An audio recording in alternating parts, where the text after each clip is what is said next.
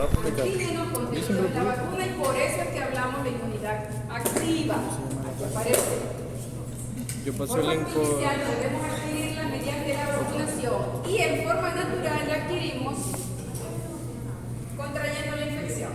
Si nosotros nos infectamos de algo, nosotros vamos a crear anticuerpos dirigidos contra ese algo. En el caso de la inmunidad pasiva, nuestro sistema inmune no es quien genera los anticuerpos, sino que esos anticuerpos nos son suministrados de manera exógena. Por ejemplo, en forma artificial, la administración de gamma-globulinas, de sueros hiperinmunes, de antitoxinas, todo lo que es el suero antiofídico, el suero antirrábico, el antitetánico, todos esos son antisueros, es decir, soluciones que contienen anticuerpos dirigidos contra algo.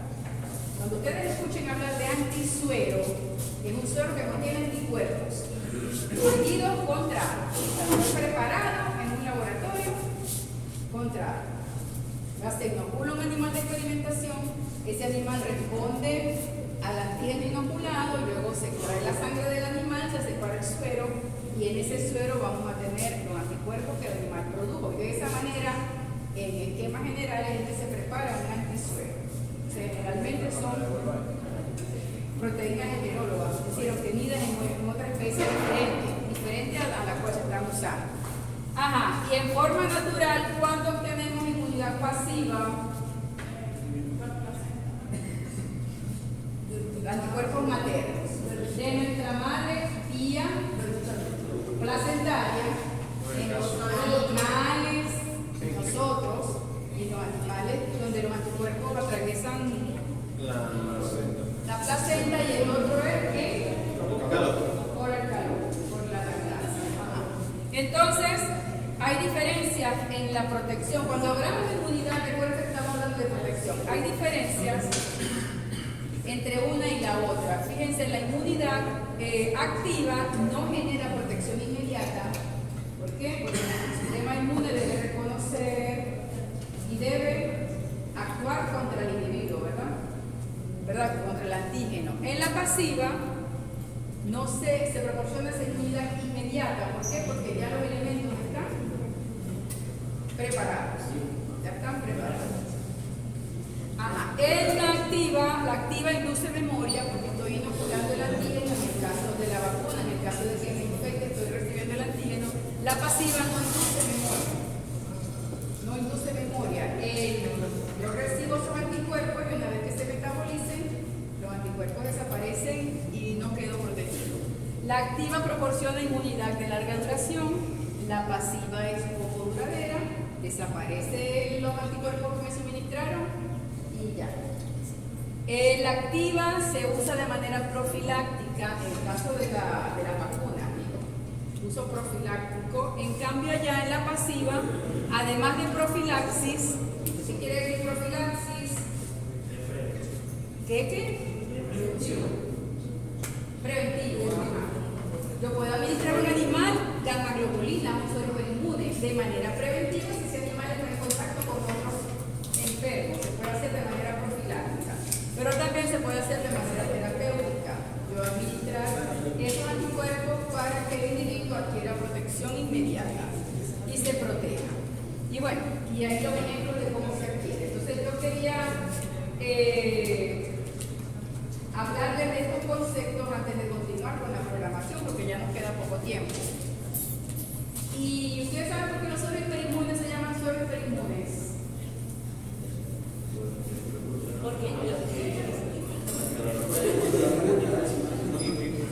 Porque los niveles de anticuerpos que contienen son elevados. Son sueros que contienen altas concentraciones de un anticuerpo dirigido contra algo, más que un antisuero. Pues eso se llama suero hiperinmune. ¿Y por qué fueron obtenidos? Por un proceso de hiperinmunización. La hiperinmunización es la inoculación varias veces del mismo antígeno a un animal con el objeto de que ese animal fabrique grandes concentraciones de anticuerpos. Ay, ¿por qué lo inoculo varias veces? Es que estoy induciendo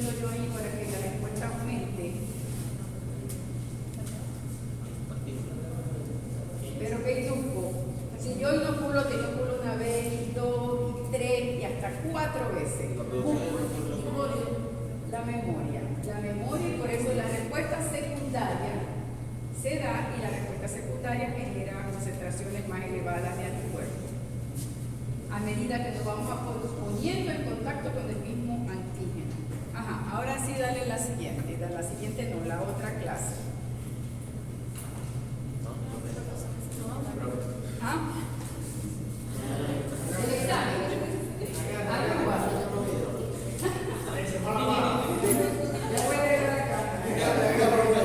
Ya tiene muy claro. Para carita,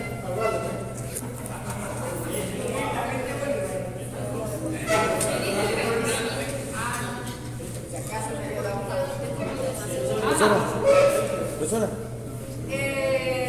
Tampoco me has dado. Manzanilla. Entonces, dale la siguiente. Entonces,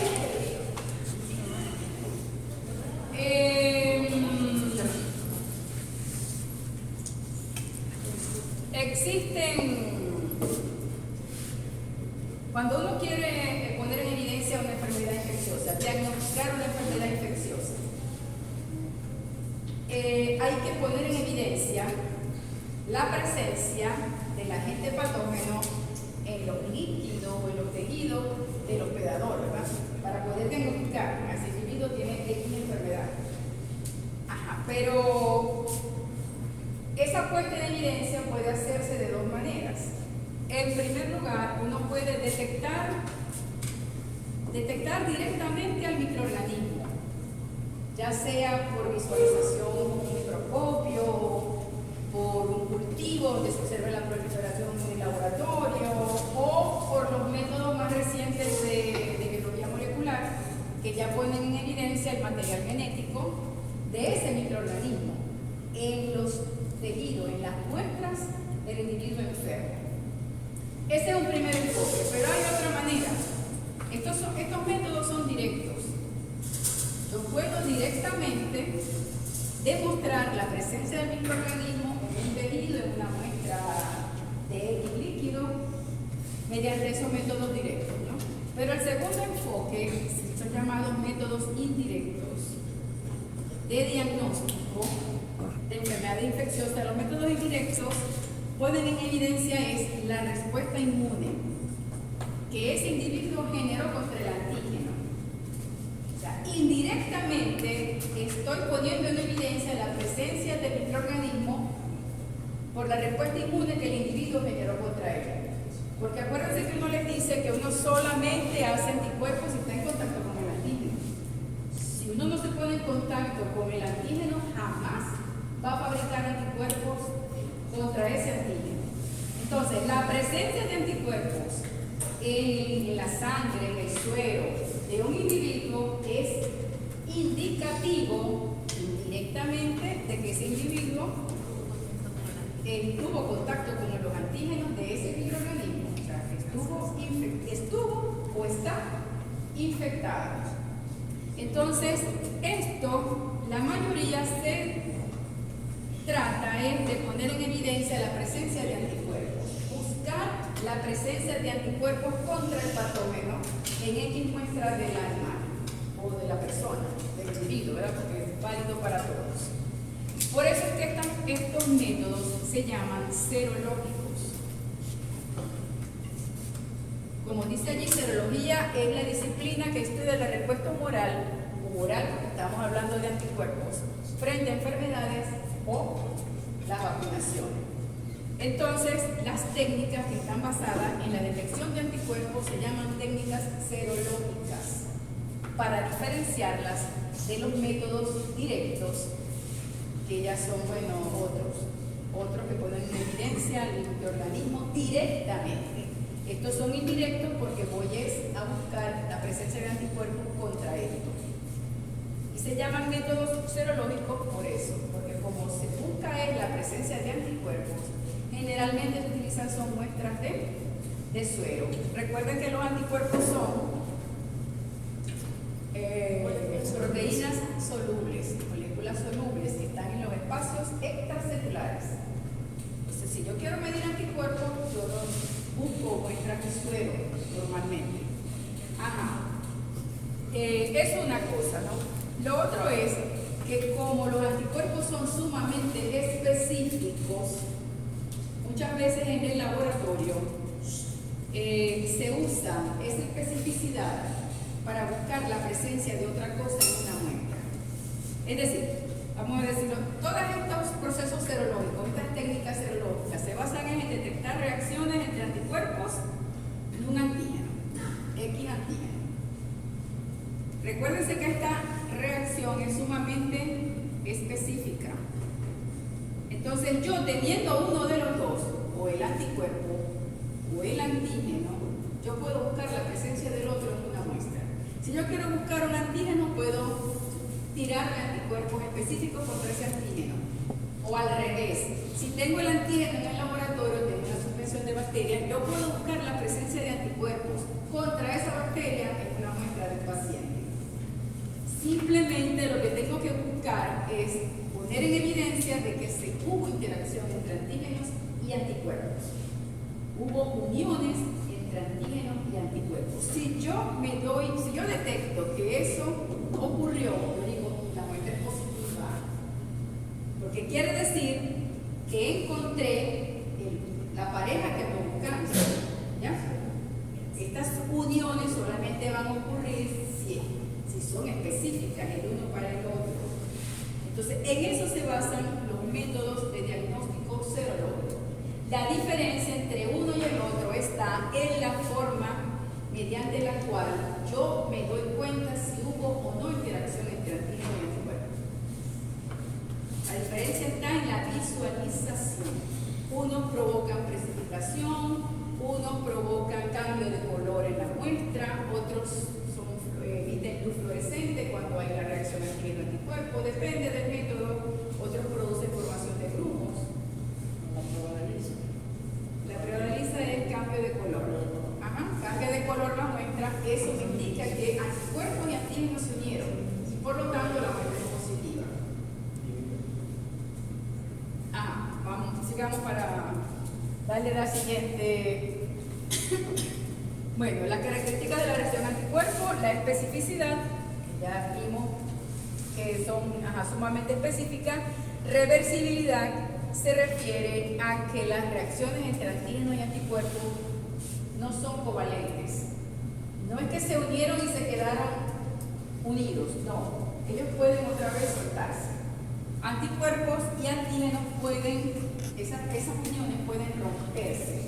Y cada uno agarra por su lado. Pueden romperse. Entonces, esto es algo que hay que tener en cuenta en los laboratorios cuando esas reacciones, cuando estas técnicas se realizan en laboratorio, es decir, lo que uno llama condiciones in vitro. Hay que cuidar esas cosas, hay que tener en cuenta eso, el pH, la temperatura, todo lo que indique el fabricante, porque si yo no le doy las condiciones de laboratorio necesarias para que esas uniones se mantengan y ellos se van a separar, yo puedo dar un falso negativo. Un falso negativo. Ay, no unión, es negativa. Cuando sí hay las dos cosas en la muestra. Entonces, esas cosas hay que cuidarlas en los laboratorios cuando se va a hacer dale la siguiente. Esta prueba. Bueno, especificidad, ya ustedes saben qué es. Para recordarles que la unión entonces entre antígeno y anticuerpo no es covalente.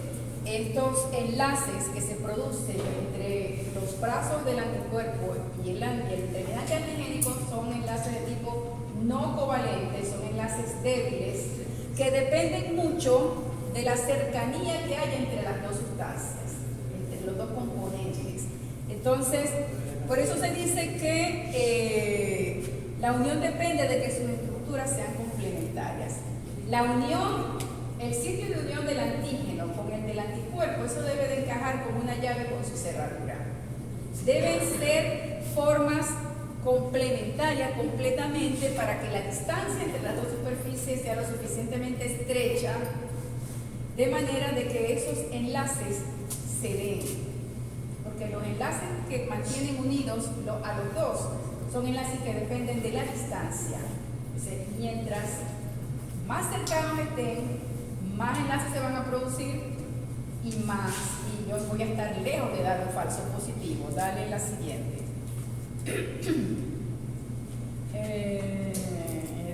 Esto era para recordarles que el sitio de unión está formado por los dos dominios variables de las cadenas ligeras y pesadas de los anticuerpos. O sea, los anticuerpos son bivalentes, son bivalentes, y cuando un epítope tiene contacto con uno de esos uniones, este es el epítope, y lo amarillo son los dos segmentos variables de esa molécula de anticuerpo. Entonces, hay puntos en donde ellos hacen enlaces, o hacen contacto, y ahí se establecen los enlaces. Dale la siguiente. Y estos son los tipos de enlaces que hay entre antígenos y anticuerpos. Son 4 tipos de enlaces, los 4 son no covalentes. Pueden producirse puentes de hidrógeno, fuerzas electrostáticas, que son los mismos enlaces iónicos, fuerzas de Van der Waals, y enlaces hidrofóbicos. De los 4 tipos simultáneamente se pueden dar cuando se une un antígeno y un anticuerpo. Mientras más enlaces ocurran, o mientras más cercanas, más complementarias sean ambos sitios de unión, más enlaces de estos se van a producir. Es lo mismo que le estoy diciendo aquí. Fíjense aquí en el área anterior. Fíjense aquí, esto sería, aquí dice alta afinidad, ocurre cuando un anticuerpo, fíjense aquí, el epítope del antígeno cabe perfectamente en el sitio de unión del anticuerpo. Aquí no. Entonces, esto es una unión de baja afinidad, una unión que fácilmente se puede romper, pero a veces ocurre, dale la siguiente, cuando existe una cosa que se llama reacción cruzada. Esto también tienen que tenerlo en cuenta los que hacen pruebas de laboratorio. Reacción cruzada es cuando anticuerpos reaccionan contra un antígeno diferente al que indujo su producción. Eso puede pasar, por ejemplo, este es un antígeno, el antígeno A, este es el epítope, este es el anticuerpo anti-A, que se está acoplando al determinante antigénico. Puede ocurrir reactividad cruzada si existe otro antígeno, aquí está el antígeno A, este antígeno B, si existe otro antígeno diferente que comparta un epítope parecido. Eso puede ocurrir en el gran universo de antígenos que hay. Puede ocurrir reactividad cruzada o que sean epítopes diferentes pero similares. Aquel es más pequeño, pero la forma es más o menos similar. Puede ocurrir reacción. Entonces, reacción cruzada. Y entonces aquí sí daría yo un falso positivo. Cuando anticuerpos que el individuo tiene contra otra cosa me van a interferir en esa unión, uniéndose a lo que yo estoy buscando. Entonces siempre hay que cuidar mucho las condiciones de laboratorio que da el fabricante del kit de diagnóstico, que ahora como todo se hace con kit, para entonces evitar estas situaciones y dar falsos diagnósticos. Dale la siguiente. Pero ocurre. Entonces, las reacciones antígeno-anticuerpo pueden usarse para varias cosas, ya les dije, para diagnosticar enfermedades, sobre todo de tipo infeccioso. Yo puedo también medir respuesta humoral contra una vacuna, por ejemplo. Puedo detectar la presencia o de antígeno o de anticuerpo teniendo uno de los dos. Y también los anticuerpos, por su especificidad, ellos se usan mucho en los laboratorios para identificar X molécula. ¿Qué molécula de interés médico o de interés biológico puede utilizarse un anticuerpo? Claro, que yo previamente haya preparado en el laboratorio, inoculando allá un conejito, un animal de experimentación para obtener el antisuero. Dale la siguiente. Entonces, pruebas serológicas entonces son esas que le dije. Pruebas o técnicas como las quieran llamar. Aquellas que se basan en detectar la presencia de anticuerpos contra un antígeno. Pero acuérdense que a veces puede ser al revés. Buscan la presencia de antígeno teniendo el anticuerpo. Pero generalmente se busca es la presencia del anticuerpo. ¿Cuál es la mejor técnica? No hay una técnica ideal, eso depende de la situación, depende de la enfermedad y depende de estas cosas que están aquí. del costo de la prueba, de lo que se llaman estos criterios de sensibilidad y de especificidad, que ya vamos a ver qué son, de la rapidez con que uno puede dar el diagnóstico y de la disponibilidad, que se tenga en el sitio donde está. Dale la siguiente. Cuando se habla de sensibilidad, sensibilidad se refiere a la cantidad de antígeno o de anticuerpo que una prueba es capaz de determinar. Estamos hablando ya de las pruebas en sí. Sensibilidad es la cantidad de anticuerpo o del antígeno. Depende de lo que estemos investigando. Si es presencia de anticuerpo o presencia del antígeno. Ya les dije que generalmente es anticuerpo, pero puede ocurrir lo contrario. Ajá. La capacidad que ella tiene de detectar las cantidades. Lo que les iba a decir era, vale decir que una prueba que detecte concentraciones muy bajas de antígeno o de anticuerpo es una prueba de alta sensibilidad. Mientras más sensible sea la prueba, quiere decir que es capaz de detectar concentraciones bajas de antígeno o de anticuerpo. Por eso es que dice aquí esto, define la capacidad de detectar como positivo a los individuos que en realidad están enfermos. Es la habilidad de la prueba de detectar a todos los verdaderos positivos. O sea, que no se me va a escapar ninguno. Si esa persona, individuo, animal, tiene anticuerpos en muy baja concentración, en una prueba de alta sensibilidad, lo puede detectar. Y es entonces una prueba de alta sensibilidad que evita que yo dé un falso negativo. Porque no tiene anticuerpos contra tal cosa. No, resulta que sí lo tiene, pero es muy bajito. Y como usé la prueba inadecuada, la prueba que tiene poca sensibilidad, me arrojó el falso resultado.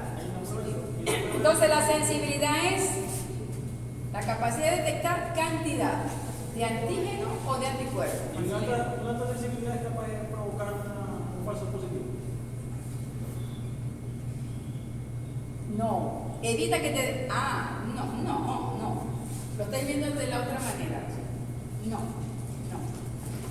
Dale la siguiente, a ver si... La siguiente es... no, la siguiente. Esa no es la misma. Esta. Especificidad, ya esta dijimos. A ver si el siguiente contexto aclara aquí. La especificidad es la capacidad que tiene una prueba de distinguir entre anticuerpos o antígenos. Vuelvo a decirlo así porque dependen de lo que estemos buscando. La capacidad de distinguir entre antígenos y anticuerpos que sean muy similares entre sí. Aquí vamos al revés. Define la capacidad de determinar como negativos a los que en realidad no están enfermos. Se dice, pero bueno, es la habilidad de una prueba de detectar solo a los verdaderos positivos. Una alta especificidad evita los falsos positivos.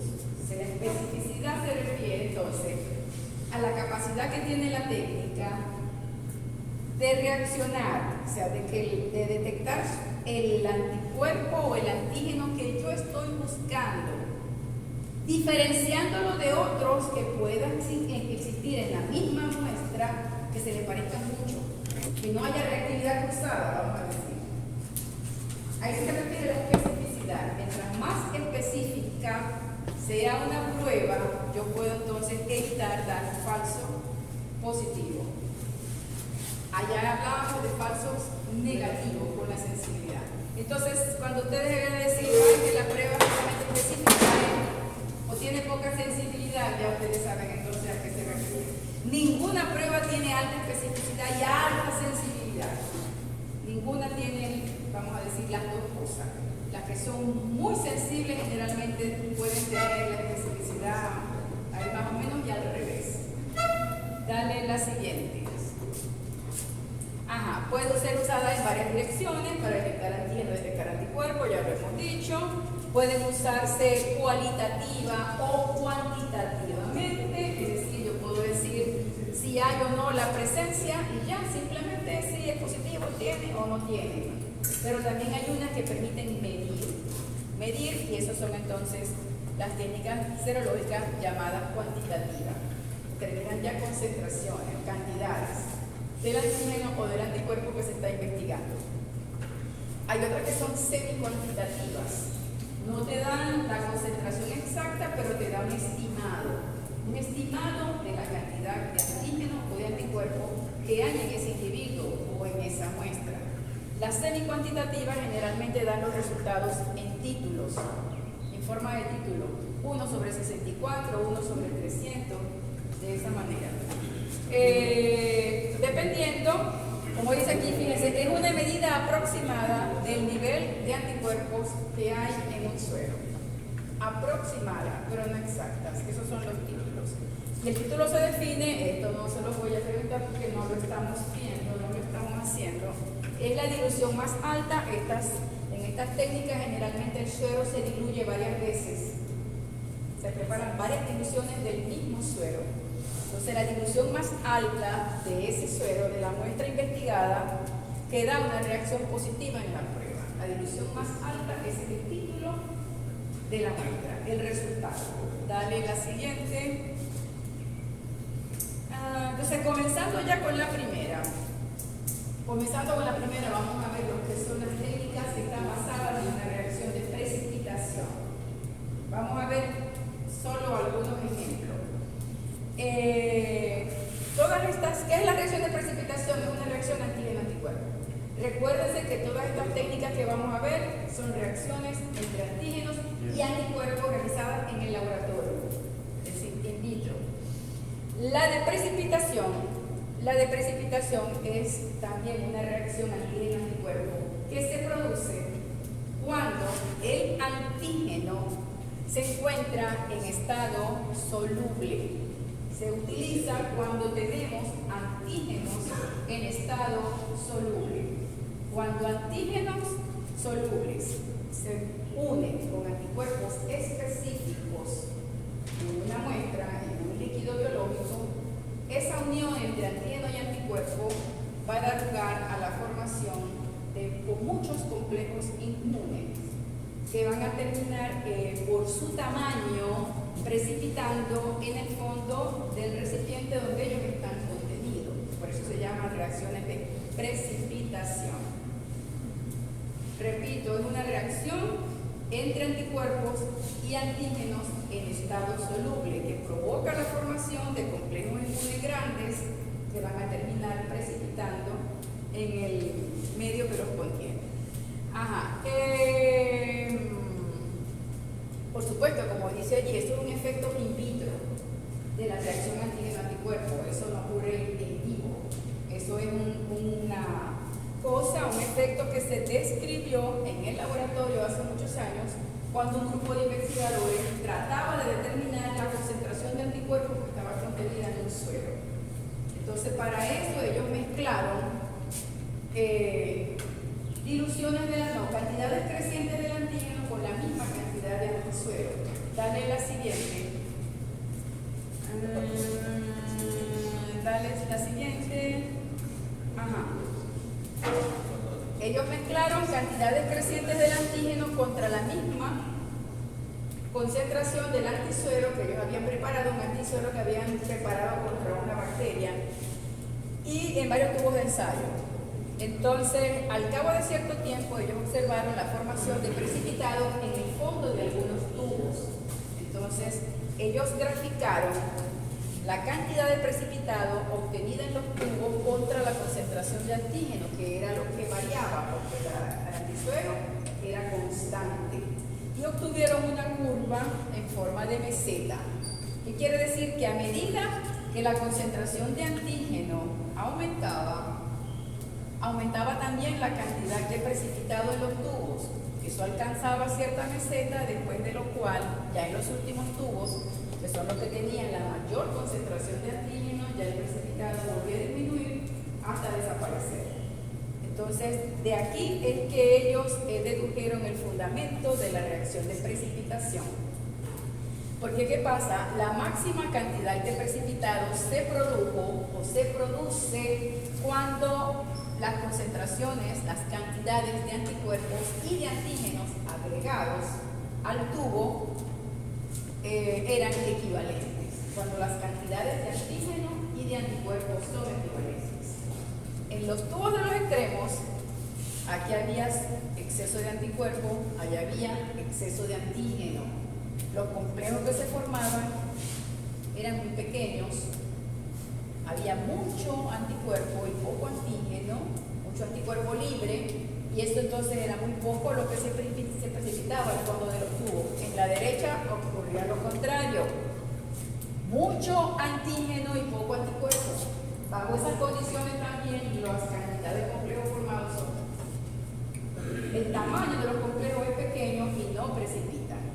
Entonces, ¿para qué observar el precipitado? O el precipitado se va a formar en el punto donde antígeno y anticuerpos se encuentren en concentraciones equivalentes.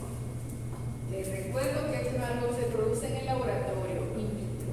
Entonces, por eso es que estas condiciones hay que cuidarlas.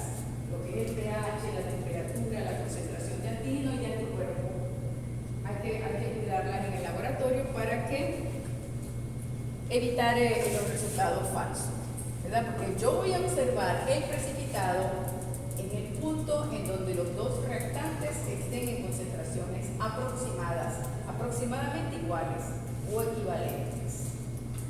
Entonces, dale la siguiente, y por eso lo decía en el fundamento, ¿verdad? Dale para atrás un momentico, Dani.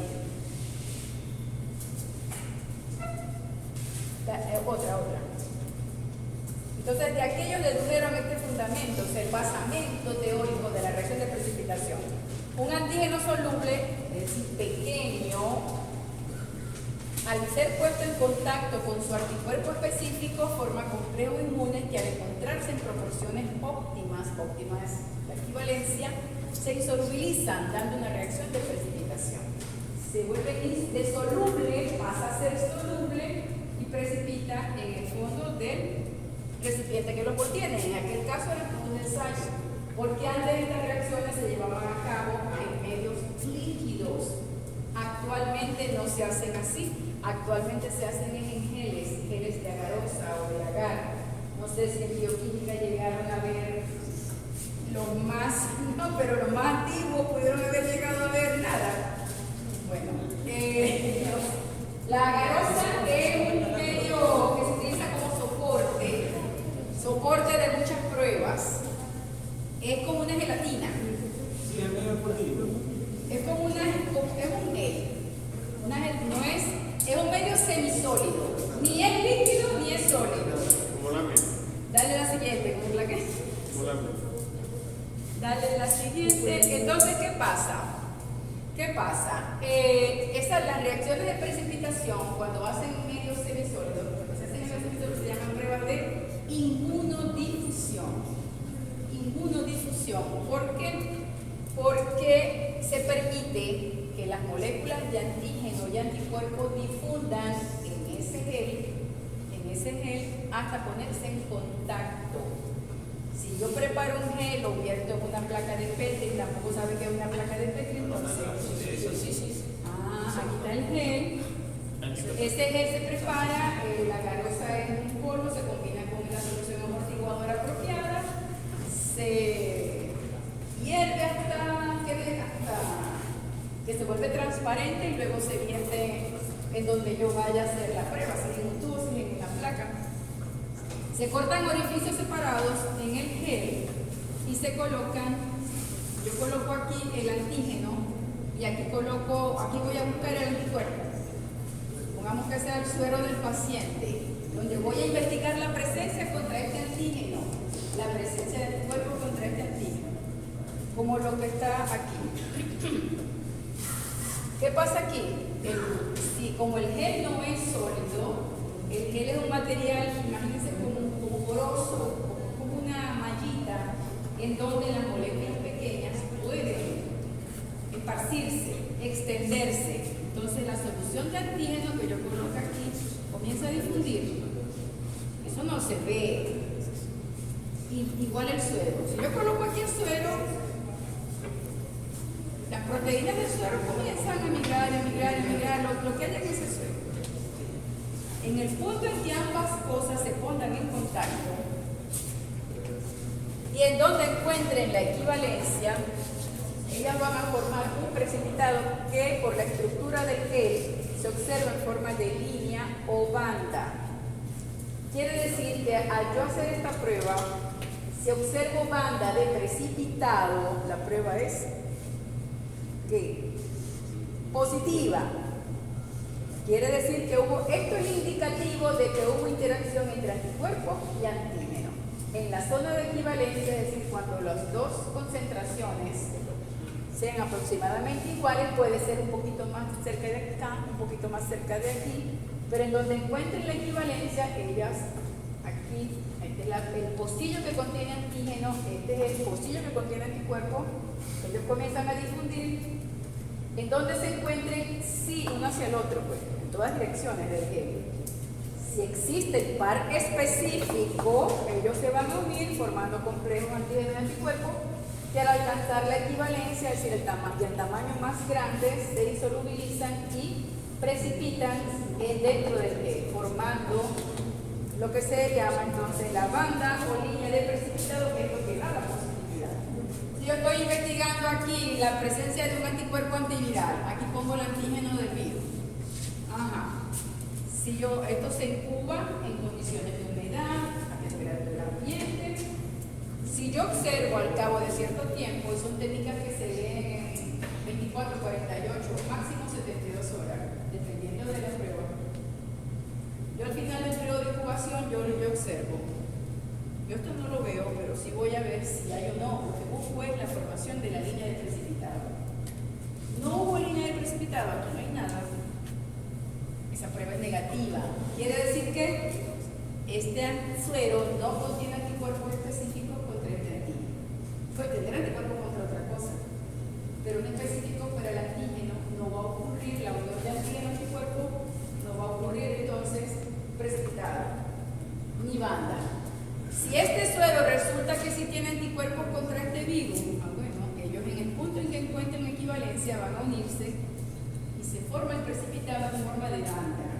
En los geles ocurre así, una banda blanquecina, que hay que verlo a veces a la luz para poder apreciar.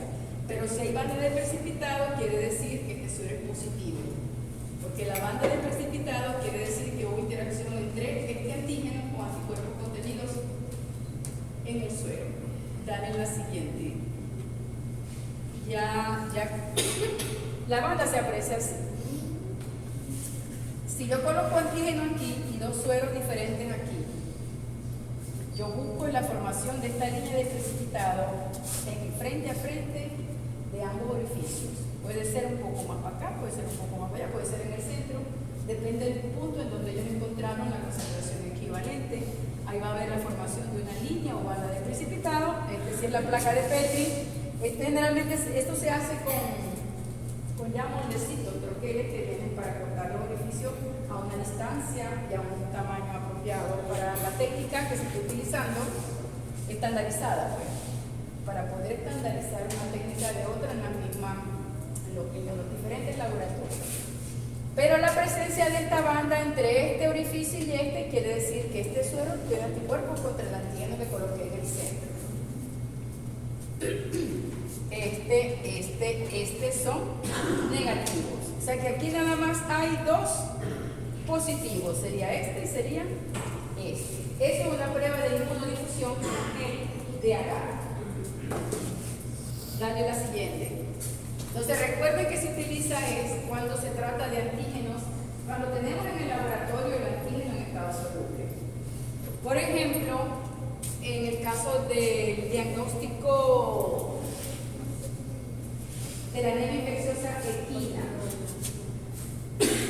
el diagnóstico se hace con este método.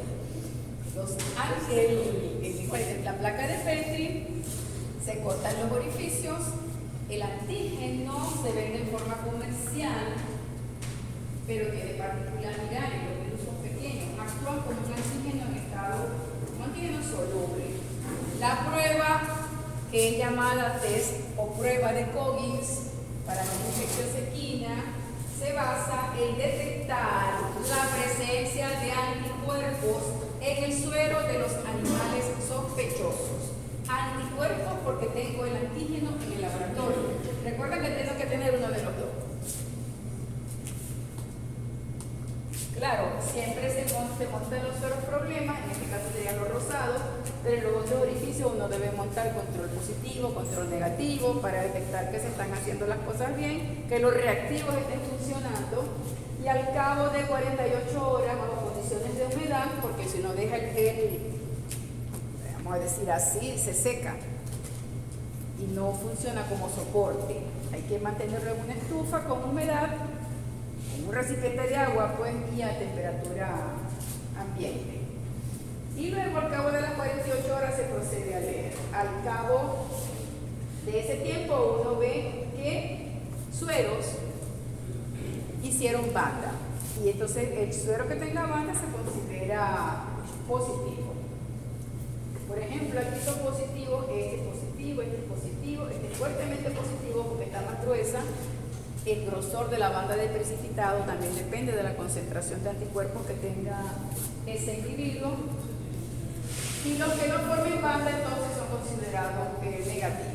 Esto es una prueba de inmunodifusión, un ejemplo de la aplicación, pero se usa también para muchas cosas. Los que preparan sueros antiofídicos utilizan esta prueba de inmunodifusión que se llama doble difusión, porque antígeno y anticuerpos difunden uno hacia el otro. Los que preparan sueros antiofídicos antes de sangrar al animal para preparar el suero deben demostrar que el animal inoculado, sea equino, sea otro, produjo anticuerpos contra el veneno de la serpiente, porque si no, ¿para qué le voy a extraer la sangre? Entonces, los antígenos contenidos en el veneno de la serpiente también son antígenos solubles. Simplemente se pone el veneno aquí, el veneno, es decir, el antígeno en un orificio y en el otro se pone el suero del animal que fue inmunizado para preparar ese suero antiofídico. Debe haber línea de precipitado, ¿verdad? No, si hay anticuerpos, vamos a extraer la sangre para preparar entonces el suero antiofídico. O cualquier antígeno que sea soluble, se puede entonces hacer una prueba de inmunodifusión. Esta prueba es cualitativa porque solamente nos permite decir si hay o no hay anticuerpos. Dependiendo del grosor de la banda, uno puede estimar si hay bastante, si no hay poco, pero es cualitativa principalmente. Dale la siguiente. ¿Qué hora es? Mentira. Sí, 15. Muy temprano. Yo también tengo hambre. Dale la siguiente, a ver, porque esta técnica es cuantitativa.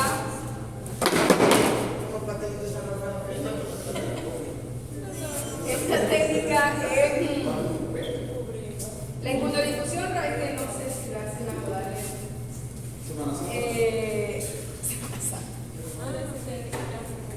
de las técnicas de inmunodifusión, hay una técnica que es cuantitativa, que es la inmunodifusión radial. Y es cuantitativa porque permite determinar concentraciones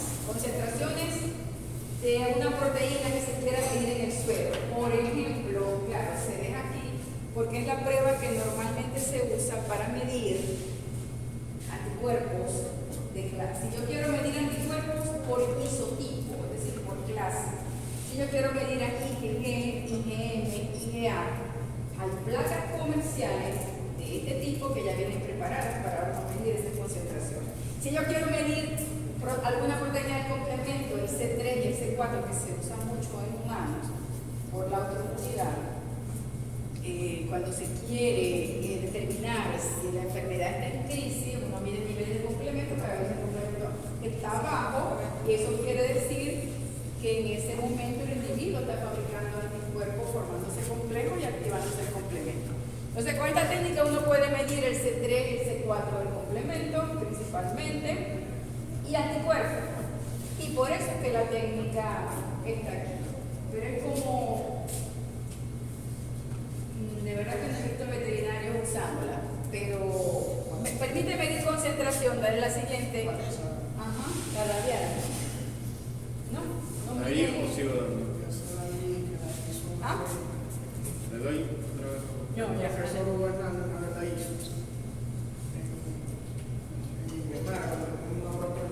Ah, claro. Me imagino que en ciertos casos, que fíjense aquí, IgA, IgG, IgM. ¿Qué pasa aquí?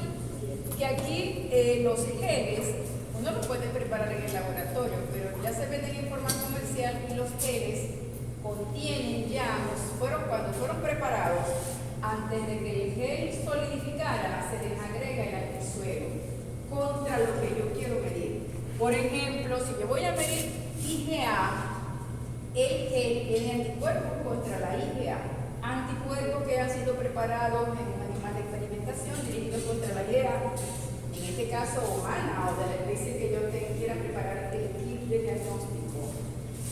Entonces, ¿qué pasa? Se coloca la muestra desconocida, se cortan varios orificios, en una se coloca la muestra conocida y en otra se colocan controles de concentración conocida, porque yo voy a hallar la concentración desconocida, pero necesito tener controles de concentración conocida para construir una recta de calibración. Supongamos que estos sean 3 controles. ¿Qué pasa cuando yo coloco en uno de esos geles el antígeno? Como el antisuero ya está incorporado al gel, no es necesario que se encuentren el uno con el otro. Ya cuando el suero comienza a salir de aquí, ya comienza a encontrarse con el anticuerpo y comienza a producirse ya los complejos y a precipitar. Entonces se va formando un anillo de precipitado alrededor del orificio donde se colocó la muestra. En este caso, mi antígeno en la IgA, el anticuerpo sería el anticuerpo anti-IgA. Entonces se forma el día y luego se mide, se forma el halo, luego se mide el tamaño, el diámetro del precipitado y se construye la tabla. Se construye la tabla, bueno, en este caso están midiendo radio, nosotros lo hacemos midiendo diámetro, pero se construye la tabla graficando los controles conocidos, de los cuales sé la concentración contra el radio aquí o el diámetro obtenido. Y trazo esos 3 puntos. Trazo la recta de calibración y esa recta de calibración me permite, con el radio de la muestra desconocida, encontrar la concentración de anticuerpos, en este caso de IgA, que está contenida en la muestra propia. Por eso es que es cuantitativa, que permite medir concentración. Ajá, dale la siguiente. Ajá, ya dejamos precipitación. Vamos ahora con lo que es la reacción de aglutinación. La reacción de aglutinación es otra reacción antígeno-anticuerpo que da base a otras técnicas de diagnóstico serológico. La diferencia con la anterior es que en este caso el antígeno no es soluble. El antígeno está en lo que se llama en estado particulado. Particulado quiere decir que el antígeno está o forma parte o está colocado sobre una partícula más grande. Puede ser una célula, puede ser una bacteria, puede ser una partícula sintética, como son las partículas de látex que se usan también en el laboratorio para esta prueba. En este caso, fíjense, esto es un antígeno particulado. Estos puntos son antígenos particulados que están localizados sobre una célula. Esto es un antígeno particulado, el amarillo, que está localizado sobre esta célula. No son antígenos pequeños, no son antígenos solubles. ya son células, ya son bacterias completas, pueden ser entonces, como les dije, partículas de látex. ¿Qué pasa cuando yo mezclo antígeno particulado y anticuerpos específicos? Pasa esto que está aquí. Recuerden que los anticuerpos son bivalentes y pueden unirse a antígenos o determinantes antigénicos idénticos que estén localizados sobre células o partículas diferentes. Si el anticuerpo hace esto, está acercando las partículas, las células, la bacteria, lo que sea. Y varios anticuerpos entonces pueden terminar formando lo que se llama aglutinado. Aglutinado de complejos antígeno-anticuerpos. Al unirse de esta manera, porque si se unen sobre la misma partícula, no va a haber aglutinación. Aglutinación es el agrupamiento de partículas producida por la unión de esos anticuerpos específicos. Entonces, este aglutinado, cuando se forma, da lugar a la formación de grumos. O sea, se aprecia macroscópicamente como grumos en la muestra. Entonces, si yo mezclo antígeno y anticuerpo, en donde lo vaya a mezclar, vamos a ver, y eso permanece homogéneo después del periodo de incubación, yo digo la muestra es negativa. Ahí no hubo aglutinación, no hubo aglutinados. La muestra es negativa, no tiene el anticuerpo que estoy investigando, o a lo contrario, no tiene el antígeno. Si ocurre la formación de grumitos, pueden ser más grandes, más pequeños, todo depende de lo que se esté realizando, lo que se esté mezclando en este momento, la prueba es entonces positiva. La formación de grumos en la muestra indirectamente me indica de que hubo unión entre anticuerpos y antígenos. Aglutinados quiere decir que la muestra es positiva, porque tiene la pareja, o el anticuerpo o el antígeno, dependiendo de lo que esté buscando. Dale la siguiente. Entonces, esas pruebas o las técnicas que están basadas en esta reacción son llamadas entonces pruebas de aglutinación. Las pruebas basadas en una reacción de aglutinación. Entonces es la interacción entre un anticuerpo y un antígeno que está en forma o formando parte de una partícula mayor, que se visualiza por la formación de grumos macroscópicos. Aquí la campeona es la IgM. La IgM tiene es el anticuerpo que tiene mayor poder aglutinante. ¿Por qué? Porque circula en forma de ¿están dormidos? ¿Tienen hambre? De pentámeros. Entonces hay más sitios de unión para agrupar varias células. Aquí son glóbulos rojos, estos son glóbulos rojos. Y allá, en el caso de la IgG, por ejemplo, solamente tienen 2 brazos. Entonces, la aglutinación se da cuando, repito, el anticuerpo se une a epitopes idénticos que están presentes pero en partículas diferentes. Dale la siguiente. ¿Qué aplicaciones tienen las reacciones de aglutinación? Muchas. Estas reacciones se usan mucho más que las de precipitación. O sea, son más de amplio uso. Se usan tanto para el diagnóstico de enfermedades infecciosas, que ya lo hemos dicho, como para tipificar sangre. Ya sea para determinar grupos sanguíneos o para determinar compatibilidad. Las pruebas que se hacen para esto son pruebas de aglutinación. ¿Por qué?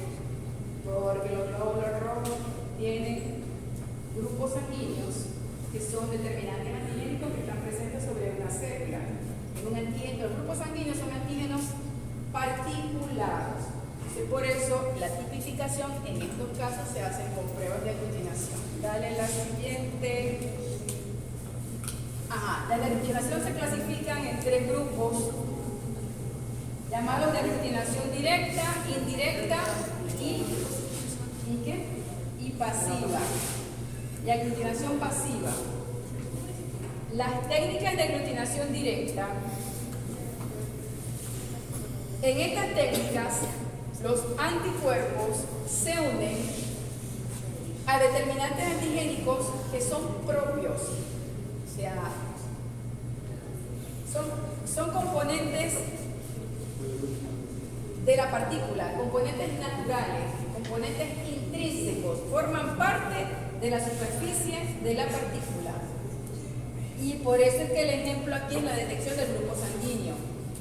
Los grupos sanguíneos que son determinantes antigénicos que tienen los glóbulos rojos en su membrana. Son determinantes antigénicos. Son antígenos porque son diferentes entre los individuos de una misma especie. Por eso funcionan como antígenos. E inducen respuestas inmunes cuando se ponen en contacto con individuos que no poseen ese determinante o ese antígeno. Entonces, en la aglutinación directa, los anticuerpos pasan a unirse directamente a los epitopes antigénicos que tienen las células, las agrupan y forman el aglutinado. El ejemplo ideal es la prueba que se utiliza para determinar el grupo sanguíneo. Dale la siguiente.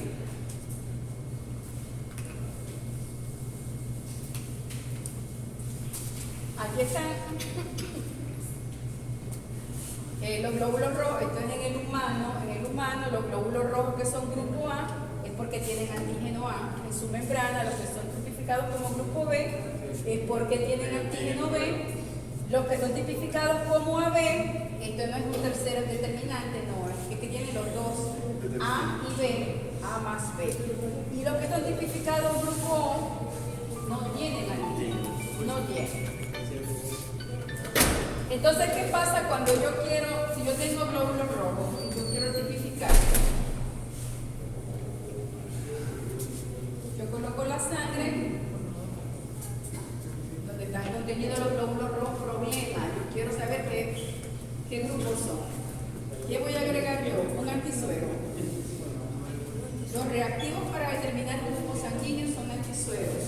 Son soluciones que contienen anticuerpos dirigidos contra el antígeno que voy a determinar.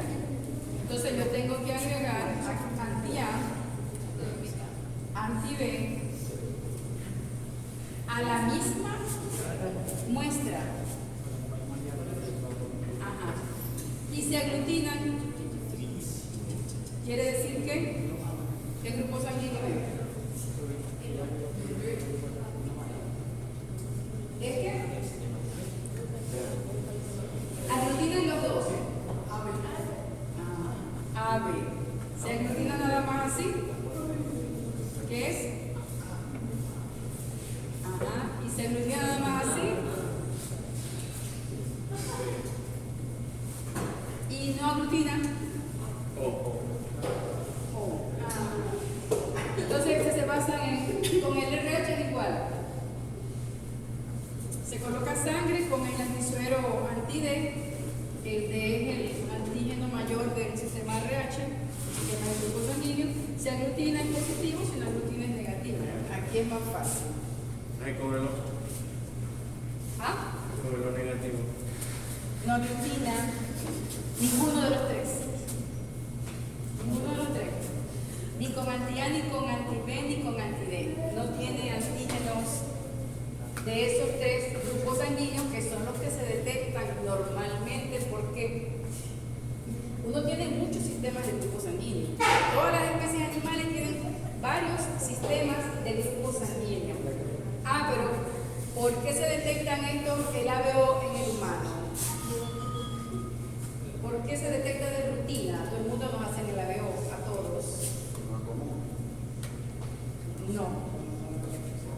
No, porque Yo tengo una pregunta. es la respuesta tuya. Porque el ABO es el único sistema de grupos sanguíneos en el humano. En los animales también hay, en el gato también hay uno. Es el único sistema de grupos sanguíneos que tienen, en donde se presentan lo que se llaman los anticuerpos naturales. Anticuerpos naturales se llaman así porque son anticuerpos que uno tiene sin haber estado en contacto con el antígeno. ¿Qué quiere decir eso? Que las personas que somos el grupo A tenemos anticuerpos contra el antígeno ABO que no tienen nuestro glóbulo rojo. Si yo soy A, tengo anticuerpos contra B. Los B tienen anticuerpos contra el A. Los O tienen contra los dos.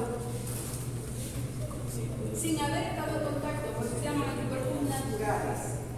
Entonces, estos anticuerpos, la importancia de estos anticuerpos es que si yo transfundo sangre, la reacción transfusional va a ser inmediata, porque estoy inoculando el antígeno extraño y ya tengo el anticuerpo preformado allí.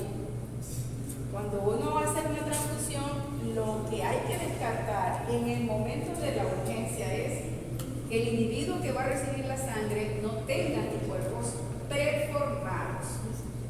Ya después de una segunda transfusión, él pudo haber formado anticuerpos. Pero en la primera hay que descartarlo, lo más importante es eso. Y no introducir un antígeno extraño porque el individuo se va a sensibilizar, va a fabricar anticuerpos contra los antígenos que le estoy introduciendo, vamos a decir, administrando. Entonces ese era el gráfico que estaba aquí. Las personas del grupo A tienen anticuerpos contra B, las de B contra A, las del grupo AB no tienen anticuerpos. Y las del grupo O tienen anti-A y tienen anti-B. Dale la siguiente. Ahí no se ve bien, pero esto para que vean cómo se aprecia la aglutinación.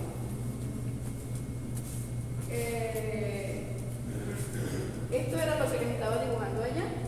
Si reacciona con el anti-A, identificado como A, con el B, A, B y yo. Si no aglutina con ninguno. Pero este resultado, por ejemplo, es homogéneo. Cuando yo mezclé aquí la sangre con el antisuero, no ocurrió nada. Aquí tampoco, pero aquí sí. Los grumos se aprecian así. Esta prueba, este resultado es positivo. Entonces, en el caso de que esto sea anti-A, que aquí no lo señala, esta persona es A, es el grupo A. Iba a decir RH. Normalmente uno dice A positivo, pero cuando uno dice A positivo está mezclando las dos cosas, ¿verdad? Pero el positivo se refiere al RH. Entonces, uno de manera correcta esa persona es grupo A, RH positivo. Porque aquí salió positivo para el grupo. Supongamos que esto sea anti-A, el antisuero anti-B y el anti-D. La persona es A positivo, pero RH negativo. Positivo es A. Y aquí,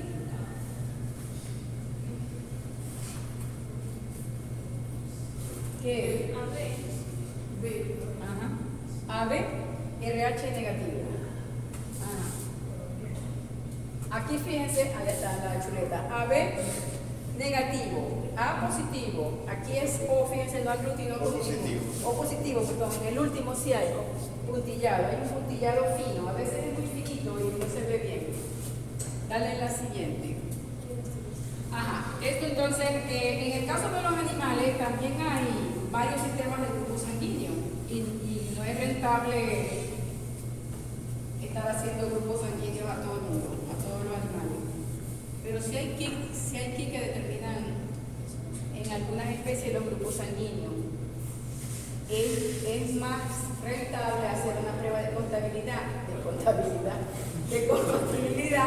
al momento de hacer una transfusión sanguínea.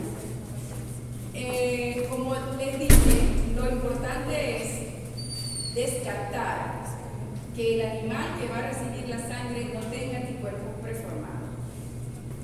Yo no les estoy dando aquí la clase de compatibilidad sanguínea, de transfusiones, nada. Yo les estoy dando esto como una aplicación de las reacciones de aglutinación. Como prueba, ejemplo de pruebas. La determinación de compatibilidad se hace con lo que se llaman las pruebas cruzadas, que son pruebas de aglutinación. También buscan es la formación de grupos. Son pruebas de aglutinación directa. Aquí son ejemplos de pruebas de aglutinación directa. No hemos salido de las directas. ¿Qué pasa en las pruebas cruzadas? hay dos tipos de pruebas. La mayor, lo que llaman prueba cruzada mayor y lo que llaman prueba cruzada menor. Allí dice cruzamiento secundario y cruzamiento principal. O sea, la principal sería la mayor. ¿Qué es lo más importante? Repito, para que se acuerden de cuál es una y cuál es la otra. Lo más importante es que el animal no tenga anticuerpos preformados. El que va a recibir el receptor. Entonces se mezcla suero, aquí dice plasma, pero puede ser suero del receptor, suero o plasma del receptor, con sangre o glóbulos rojos, si es que estoy en un laboratorio y lo puedo separar, si no sangre completa del donante. Se mezcla una gotica de cada uno, un palito de palillo, lo que sea, y se espera minutos. Estas reacciones son muy rápidas, en minutos ya yo tengo la reacción de aglutinación. Se hacen a temperatura ambiente, no necesito de equipos, por eso es que se usan mucho. La menor es sangre del receptor con suero del donante o donador. Ajá. ¿Qué estoy buscando aquí? Si el receptor tiene anticuerpos dirigidos contra los glóbulos rojos contenidos en la sangre. Si al cabo de cierto tiempo esto aglutina, se forma el puntillado ese, los grumos, uno dice esa prueba es positiva. Aquí estoy buscando lo contrario. Si es el donante o donador quien tiene anticuerpos contra los glóbulos rojos, ¿verdad? Igual mezclo y al cabo de cierto tiempo espero a ver si hay aglutinación positiva o si no hay. Simplemente estoy buscando la presencia de anticuerpos contra los glóbulos rojos. Esta es la principal, porque es la que me va a provocar la reacción transfusional más grave, más severa. Si es el animal receptor que tiene los anticuerpos. Por supuesto, una reacción positiva aquí no puede proceder la transmisión, va a ser peor el remedio que la enfermedad. Aquí es lo contrario, pero se dice que si es el animal donador quien tiene los anticuerpos contra la sangre del donante, del receptor, la reacción transfusional es mucho menor en cuanto a celeridad, porque el volumen que yo le puedo transfundir de anticuerpos se diluye en el volumen sanguíneo del animal receptor y la reacción puede no ser tan grave. ¿Ya? Puede ser tolerable o tratada, pero en este caso no. Sin embargo, en teoría no debería proceder una transfusión que dé positiva en cualquiera de las dos pruebas, pero por eso se llaman cruzadas. Dale la siguiente. Estos son directas. Las indirectas, las de aglutinación indirecta se usan mucho menos porque las situaciones en las que se utilizan no son muy frecuentes. Entonces son pruebas que tienen un uso como más restringido, más específico. Estas pruebas de aglutinación indirecta se usan cuando se quiere determinar la presencia de anticuerpos contra glóbulos rojos, de anticuerpos unidos o anticuerpos dirigidos contra glóbulos rojos. En estos casos, si yo quiero detectar la presencia, si estos son glóbulos rojos, son anticuerpos negros, son anticuerpos que tiene el paciente unidos a sus glóbulos rojos. Yo no estoy viendo eso. In vivo no ocurre aglutinación. Pero ¿qué pasa? En el laboratorio yo tomo la muestra de sangre, la muestra de glóbulos rojos, y para poner en evidencia la presencia de un anticuerpo sobre ese glóbulo rojo yo uso un reactivo que se llama reactivo de Kunz o reactivo o antiglobulina. Kunz porque fue quien primero quien lo ideó, vamos a decir. El reactivo de Kunz es un antisuero, es un suero que contiene anticuerpos dirigidos, en este caso contra la IgG, contra el FC de anticuerpos de clase IgG. Por eso se llama antiglobulina, es para abreviar, es una antiinmunoglobulina. Ajá. Si yo tengo la muestra del paciente, le agrego el reactivo de Kunz, le agrego este anticuerpo.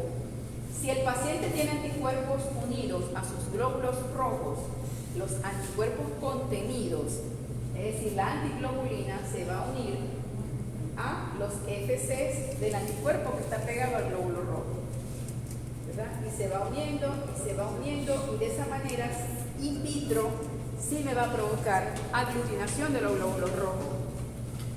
O sea que si aquí yo detecto aglutinación por la formación de los grumos, la prueba es positiva. Quiere decir que el paciente tiene anticuerpos anti-eritrocitarios, antiglóbulos rojos. Para eso sirven las de aglutinación indirecta.